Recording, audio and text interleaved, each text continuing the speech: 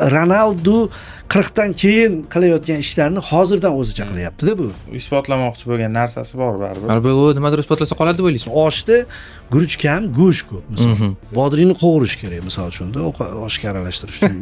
Bir zamonlar menimcha eng to'g'ri qaror qabul qilinadigan insondan juda noto'g'ri qarorlarni ko'ryapmiz. Nima persi nazar tutyapman. Bitta podani buzdi deydi-ku. Kim u? Mbappe endi. Klopp Kroos variantichi. Tanqid bo'lishi mumkin kommentda bu gapim uchun. Xarakteriga sal biroz hayp qo'shilganda. Mourinyo'ni ikkinchi marta kelishi, o'zi umuman odamni bir joyga ikkinchi marta kelishida xavf bor-da ko'pincha.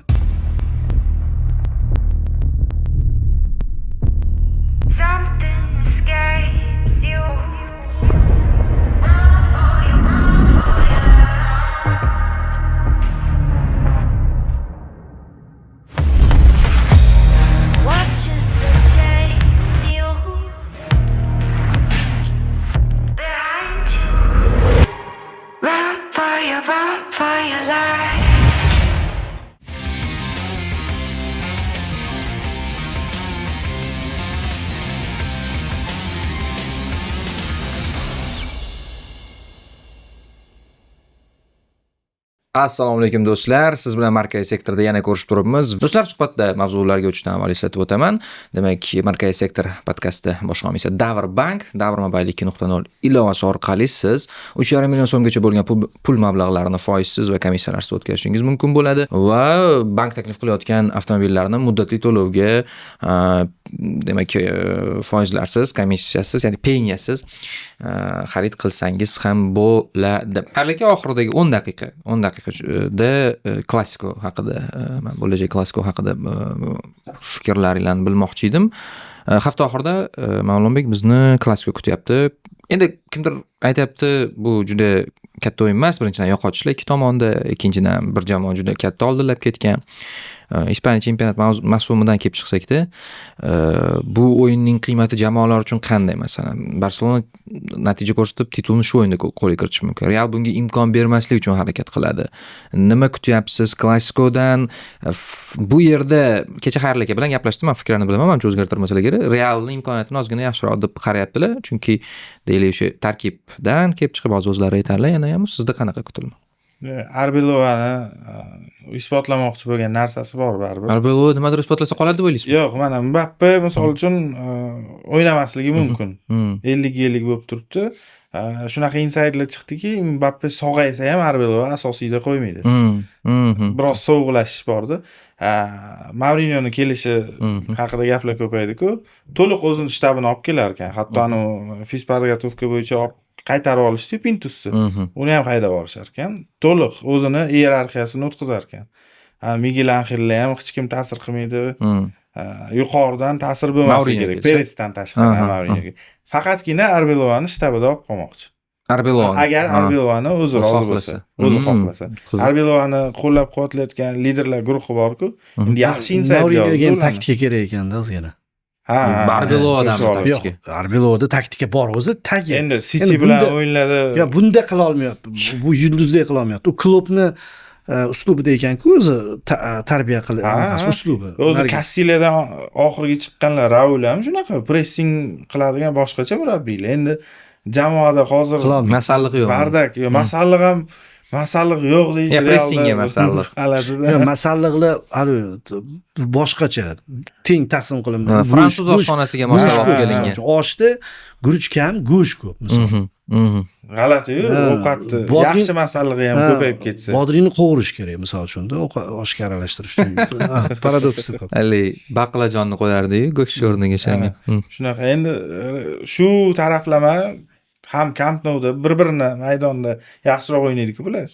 Shuni hisobidan Realda 1-2% ga ustunroq bo'lishi mumkin.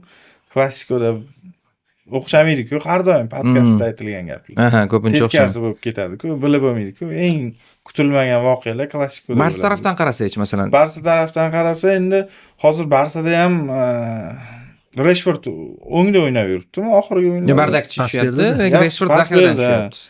Endi Yamal yo'qligi uchun shunaqa bo'lganda, Rafinha qanaqa ahvolda hozir? U ham zaxirada o'ynatib tushirmayapti uni. Hujum baribir sal anaqaroqda. Tizim taraflama Ferminlar yopib ketib, Olmolar yopib ketib yaxshi o'ynash mumkin.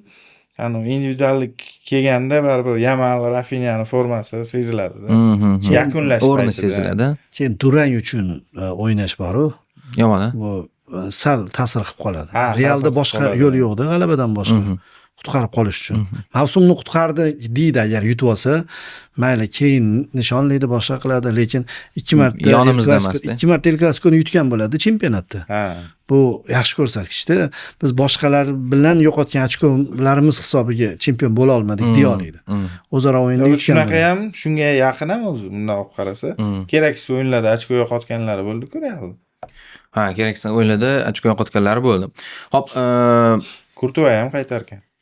aha, Kurtuva qaytdi. Katta ehtimol bilan qaytadi. Endi qo'yishadimi bilmadim-u. Yo, bu Kurtuva turadi, darhol turadi. Darvozabonlarga kerak emas uni mashq qilish. Ha, formada bo'lib qaytadi. U finalda tushirib yuborgan edi-yu, anaqa. shu va o'shanda ham Lunina yaxshi bo'ladi-da.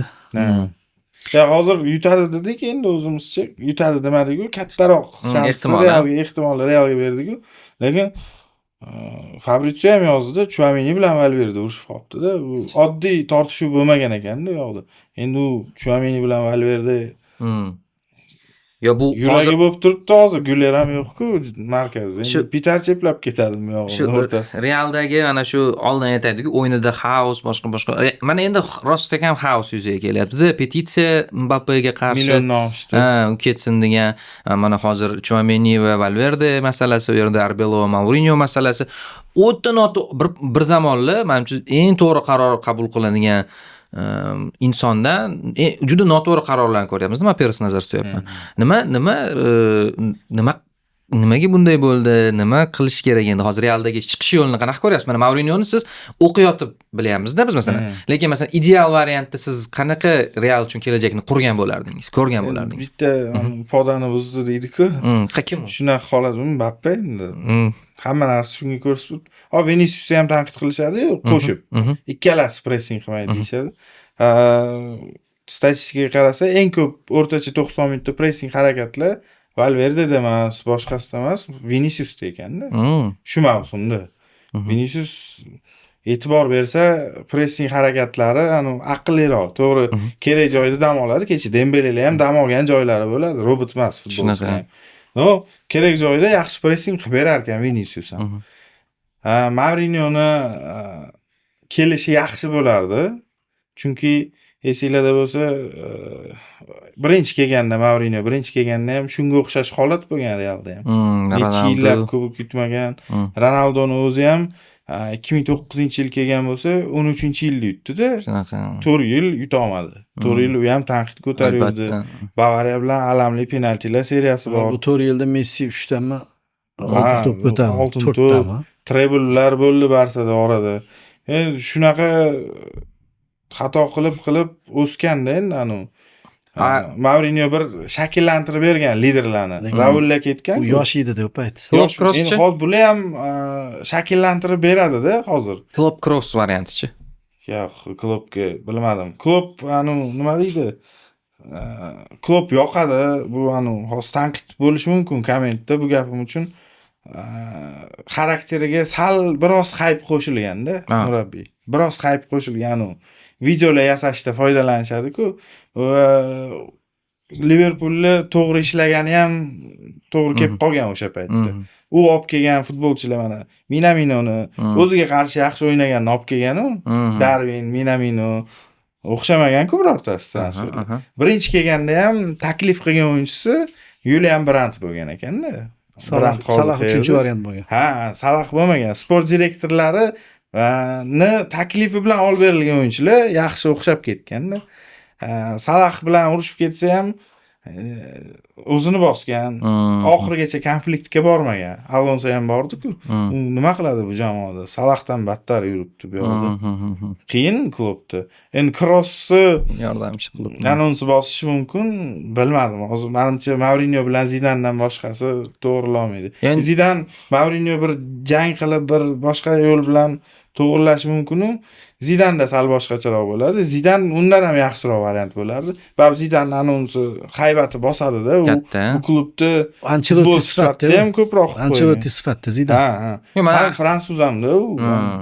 Har qanaqasiga Mbappe qarab turib Zidan deydi-da, Ha. kimdir ish buyursa birani haybati bosishi, gap yoshda ham emas, haybati bosishi o'ylanadi-ku o'zi. Shu narsaga qarab turib Zidan eng optimal variant. Mbappedan hali hozir modaga aylangan kim zo'r degan reelslar bor-ku. Shunaqa so'rasa ham Zidanni ustun qo'yadi o'zidan. O'zidan qo'yadi. Yo, meni ajablantirayotganicha, mana masalan Realni ham ichki maydondagi, ham tashqi maydondagi raqobatchilari bu tizim, ya'ni shu mana deydi, gig murabbiylar bo'ldi-da, Flick, masalan Guardiola, Enrique, mana hozir Arteta, 4 ta jamoa ham murabbiy jamoasi edi. Real o'sha 2 yil oldin biz aytardik tizimga nima qilib qo'ygan boshqa, lekin endi bunaqa qarshi chiqish kerak emas deb o'ylayman-da anaqaga, nima desam ekan, voqealar rivojiga. Endi 3-4 yilga cho'zilib ketib qolsa shu voqealar bor-ku, Real ko'zini ochadi. Chunki bu Florentino Perezning birinchi yiliga o'xshayapti-da endi. Kelgan paytida xuddi shunaqa qilgan, o'zinikini ustun qo'ygan, Makalele ketib, yana Del Bosque ketib, men bu yerda asosiy ish qilaman deganda o'xshamagan baribir. Va 12 yil Chempionlar Ligasi mayli, o'zi umuman jamoa sifatida bir yo'lini ham topa olmay yurgan. Bir g'alati davrlar bo'lgan, u Calderonmi bu kelgandan keyin galantlashib ketgan, Barsaga taqlid qilish boshlangan. Yaqinda Barselona uni yo'lidan ketayotgan edi, Ronaldinho'ga kelgan paytda birdan Real bunaqa bo'lgan. G'alati davrlar bo'lganda. Shuning uchun men sal boshqa fikrim bor Mourinho masalasida. Endi uni aytdim-ku kechagi ko'rsatuvda. Mourinho'ni ikkinchi marta kelishi, o'zi umuman odamni bir joyga ikkinchi marta kelishida xavf borda ko'pincha. Xuddi Abramov ikkinchi marta terma jamoani olgani kabi bo'lib qolish ehtimoli bor. Ancelotti-da ikkinchi marta. Yo'q, mana shu gapni gaplashdik. Ancelotti kelgan paytida Ancelotti qanaqa odam? Aniq bir uslub, aniq bir anaqa taktika, aniq bir sxema yo'qdek. Men har xil jamoalarda ishlagan-ku. Va u Evertonga ketgandan keyin Evertonda bo'lib tugadi deyilgan.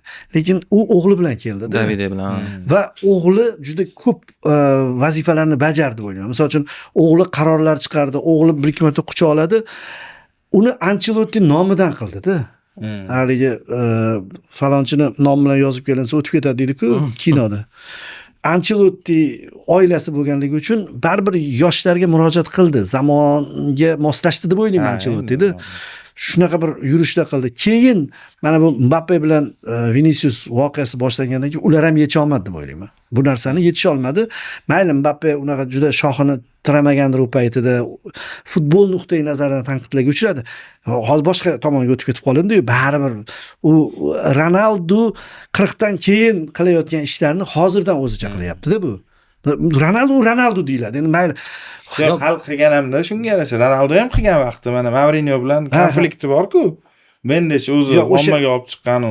Nimaga biz faqat himoyaviy o'ynaymiz deganda bu sana deb degan-ku Mourinho ochiqchasi. Bu oilada bo'ladi-ku, misol uchun 40 dan keyin bir erkin endi munosabatda bo'ladigan otalar.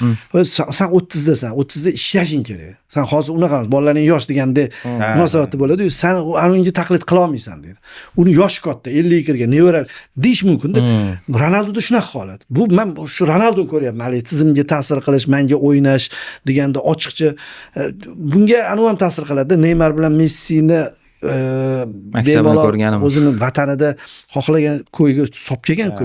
Ular qarashgan. Necha martalab Mbappe ko'proq yugurardi, Mbappe pressing qilar. Oldin juda ko'p pressing qilgan. Yo'q, hozir ham Neymarda ko'proq bo'lgan ekan pressing harakatlar. Yo'q. Mbappe kelishi bor-ku, haligi Monakodan kelib turib, birinchi yillarda sekin yo'q bo'lib borganligi bor-da, evolyutsiya bor. Qiziq. Agentlarning ham ta'siri bor baribir oilasini. Ko'ramiz, kuzatamiz do'stlar. Mavzu rostdan ham keng, lekin biz vaqtni hisobga olishimiz kerak. Demak, do'stlar, siz bilan yana bir haftadan keyin ko'rishamiz. Hozir esa suhbat so'ngida eslatib o'taman, Markaziy sektor podkasti bosh komissiyasi Davr Bank siz Davr Mobility.no ilovasi orqali 3,5 million so'mgacha bo'lgan pul mablag'larini foizsiz o'tkazishingiz mumkin bo'ladi. Bundan tashqari bank taklif qilayotgan, demak, avtomobillarni muddatli to'lovga foiz va penyalarsiz xarid qilsangiz bo'ladi. Rahmat deyman Xayrullo aka, Mavlonbek, va yana keyingi suhbatlarda uchrashguncha deb qolaman. Siz obuna bo'ling va izohlarda o'z fikringizni yozib qoldiring. Salomat bo'ling do'stlar.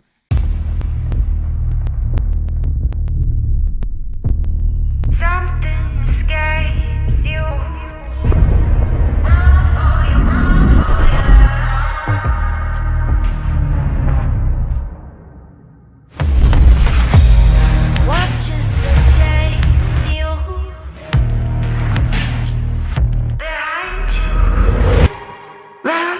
you run for your life.